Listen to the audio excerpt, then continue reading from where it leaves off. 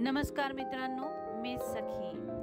आज आपण सिन्नरमधील 12 ज्योतिर्लिंगांपैकी एक संगमेश्वर या मंदिरामध्ये आलेलो आहोत।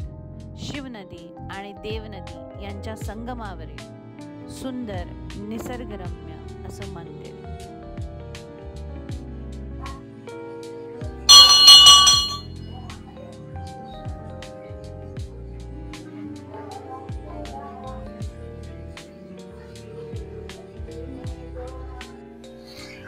मित्रांनो, आता आपण आलो आहोत सिन्नर मधील संगमेश्वर या मंदिरामध्ये। कुंदेवाडी साधारण सिन्नर पासून जो 2.5 ते 3 किलोमीटर असणाऱ्या कुंदेवाडी गावात हे संगमेश्वरचं मंदिर आहे। उर्वरित माहिती आपल्याला सर देतीलच। चला सर। संगमेश्वर म्हणजे कुंदेवाडीचं मंदिर। सिन्नर शहर हे बळीराजा शहर। बळीराजा म्हणजे सहस्र हातीचं बळ असणारा। अच्छा। सहस्राचं बळ तिने सिन्नर नगर हे उलटी केलेली। त्याला एक मुलगी होती उषा नावाची। अच्छा। तिचा प्रेमविवाह जमला कोणाशी? पद्युम्न म्हणजे श्रीकृष्णाचा नातू पद्युम्न झालं ते। आणि त्या काळामध्ये इथे कृष्ण भगवान आलेले, पण ह्या राजांनी बळीराजांनी शिवशंकरास प्रसन्न करून घेतलेले। अच्छा। सिन्नर शहरामध्ये 2 ठिकाणी शिवशंकर बसलेले, एक म्हणजे कुंदेवाडी आणि एक म्हणजे आपलं भिडेश्वर। भिडेश्वर म्हणजे कांतीबाई पटेलच्या मिल समोर किंवा आपले हेमंतवाजे महाजन नगरातील सिन्नरच्या त्यांच्या घरासमोर ते भिडेश्वराचं मंदिर आहे। ते शिवशंकर बसलेले आणि त्याला प्रतिज्ञा अशी होती, जेव्हा त्या राजांनी शिवशंकराला सांगितले होते की बा जर माझ्या स्वारीवर जर काही नगरीवर जर कोणी स्वारी केली तर हे बचाव कार्य तुम्हाला करावं लागेल। शंकर भगवान तथास्तु म्हटलेले आणि तिथे बसलेले ते सरस्वती काठी शंकर भगवान बसलेले।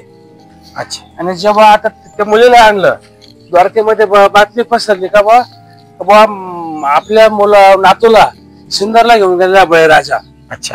शंकर भगवान आणि कृष्ण युद्ध झालेले सिन्नर शहरामध्ये। शंकर भगवानने तिथे माघार का घेतली? का त्याला जरा बळीराज लढावं लागेल म्हणून। बळीराजा पण खूप बलाढ्य होता। मग सहस्र हातीचं बलाढ्य होता। आता जगाचे पालनकार कृष्ण भगवान आणि शंकर भगवान, पण शंकर भगवानला माघार घ्यावं लागले। शंकर भगवान गावामध्ये सरस्वतीचे निधी ते थांबलेले म्हणजे मूर्छित झालेले। त्याच्यानंतर युद्ध सुरू झालं। युद्ध सुरू व्हायच्या वेळेस आपण जे म्हणतो सिन्नर शहरामध्ये 12 ज्योतिर्लिंग, त्यातलं एक ज्योतिर्लिंग म्हणजे गणेशपेठ देशपांडे वाडा जुन्या IDBI बँकच्या पाठीमागे। तुम्ही जर आज ते लिंग बघायला गेले तुम्हाला ते लिंग चौकोनी लिंग दिसेल। काशी विश्वेश्वर चौकोनी लिंग आहे म्हणजे देवाने स्थापन केलेले। आणि कुंदेवाडीचे लिंग हे पण तुम्हाला चौकोनी दिसेल। आपण लिंगांमध्ये एकच फरक दिसतो की ते लिंग जे आहे एवढ्याचे अर्धी वितलिंग की एक वितलिंग आहे, आणि नंदी आहे नंदी पण एवढाच आहे। आणि तुम्ही जर इथं आले कुंदेवाडीला, तो जो नंदी आहे तुमच्या कमरेला लागेल। म्हणजे तुम्ही आता असं एक विचार करायचा ते युद्ध किती दिवस चाललं याच्यावर आपण त्या काळामध्ये युग युद्ध चाललेले। त्याच्यानंतर युद्धामध्ये श्रीकृष्ण भगवान जिंकलेले व त्याच्या मुलाला म्हणजे ते नातूला आणि त्या मुलाला इथून घेऊन गेलेले। आज सर्व जिरेमाळी समाज सिन्नरचा हा समाज आहे। आपण जे म्हणतो ना रासक्रीडा म्हणतो, काही गोखणींचा खेळ म्हणतो, सगळे आज गवळी बाबा आणि बेरनाथ आमचं ग्रामदेवत बेरनाथ महाराज सगळं तिथं खाते याचं प्रतीक आहे। जिरेमाळी समाज पहिले गवळी बाबांच्या पाया पडतो म्हणजे गवळे महाराज हे गावठेवर आहे आणि बेरनाथ महाराज हे नंतर आहे। बेरनाथ महाराज राजा फतेशाच्या काळातले आणि गवळे बाबा हे गवळे यादवांचे राजे गवळी होते। गवळी म्हणजे गवळी बाबा म्हणजे कृष्णाचे राजे गवळी होते म्हणून अशी प्रथा आहे। इथल्या काही तरुण मंडळींनी या मंदिराचा रखरखाव इतका सुंदर रीतीने सांभाळला आहे। मंदिर इतके स्वच्छ, सुंदर आणि छान आहे। या सगळ्यांनी केलेली जी मेहनत आहे त्या मेहनतीला खरंच खूप खूप आभार।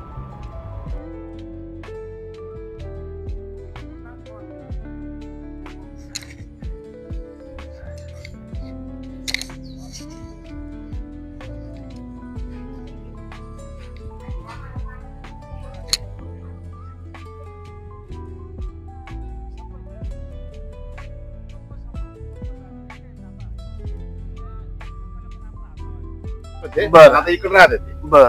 आणि मंदिर किती जुनं आहे? मंदिर पहिलं त्याचं होतं, कौलाचं होतं. पहिलं त्याच्या आधी आता त्याच्या आधी कौलाचं होतं. पाठीमाग हा पाठीमाग त्याच जागेवर होते. अजून तिथं पत्थर आहे म्हणजे दगडायची. हा ना, नाही नाही म्हणजे इतकं मोठं होतं. पुरातनच आहे. अवशेष असतील मंदिर आहे हेमाडपंथी. आता नंतर आता बांधलेलं आहे. मागं नाही, मागं हो ना, की मागे त्याचा अवशेष किंवा दगड वगैरे काही मूर्त्या पडल्या होते ना. होते. होते ना, ते काय होतं माहिती का, तिथं मोठं ते होतं शेतकरी वर्ग होता. हम्म. मग आता तुमच्यासारखे माझ्यासारखे येऊन त्याला भक्ती वगैरे करून काय काय केलं.